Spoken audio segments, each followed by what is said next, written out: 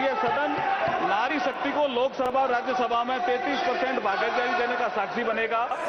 भारत के यशस्वी प्रधानमंत्री श्री नरेंद्र मोदी जी की सोच हमेशा से नारी को शक्ति स्वरूप मानने की रही है और माननीय प्रधानमंत्री जी के नेतृत्व में देश में आज वुमेन डेवलपमेंट से वुमेन लेड डेवलपमेंट की ओर तेजी से कदम बढ़ा रहा है देश।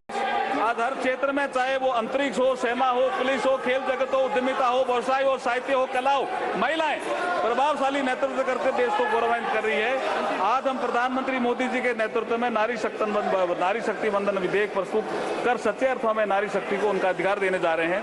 अध्यक्ष महोदय, हमारी संस्कृति में नारी को सदैव से शक्ति स्वरूपा माना गया है। हमारे श्लोकों में भी कहा गया है, या देवी सर्वभूतेषु शक्ति रूपेण संस्थिता, नमस्ते नमस्ते नमस्ते नमो नमे। अध्यक्ष महोदय, मैं इस अवसर पर भारत के संविधान निर्माता बाबा साहब भीमराव अम्बेडकर का एक कोट आपके समक्ष प्रस्तुत करना चाहता हूं। Quote unquote. बाबा साहब को किसी ने पूछा कि आप किसी समाज के उत्थान की प्रगति कैसे नापते हो, व्हाट इज द पैरामीटर कि ये समाज या देश, ये राष्ट्र उन्नति कर रहा है। तो बाबा साहब ने एक कोट कहा था, उसको मैं कोट अनकोट कह रहा हूं। उन्होंने कहा, I measure the progress of a community by the degree of progress which women have achieved. महिलाएं अगर किसी देश में प्रगति कर रही है तो मैं समझता हूं कि वो समाज, वो राष्ट्र प्रगति कर रहा है। ये बाबा साहब ने कहा था। अध्यक्ष महोदय, मैं इस अवसर पर भारत के संविधान के शिल्पकार बाबा साहब भीमराव अम्बेडकर जी को इसलिए भी याद करना चाहता हूं कि 25 नवंबर 1949 को बाबा साहब ने कहा था इसी सेंट्रल हॉल में, जिसमें आज लास्ट फंक्शन हुआ, कि हम एक ऐसे युग में प्रवेश कर रहे हैं कि हम राजनीतिक क्षेत्र में तो समानता होगी, लेकिन सामाजिक और आर्थिक क्षेत्र में समानता नहीं होगी।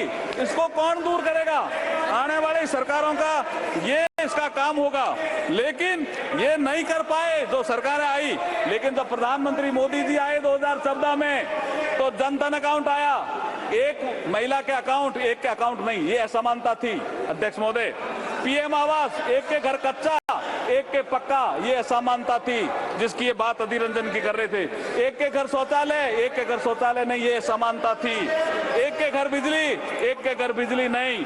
एक के घर गैस, एक के घर गैस नहीं।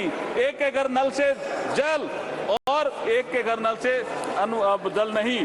और मुद्रा योजना में भी, जैसे प्रधानमंत्री ने जिक्र किया, स्टैंड अप इंडिया में भी 1 लाख से 10 करोड़ तक का लोन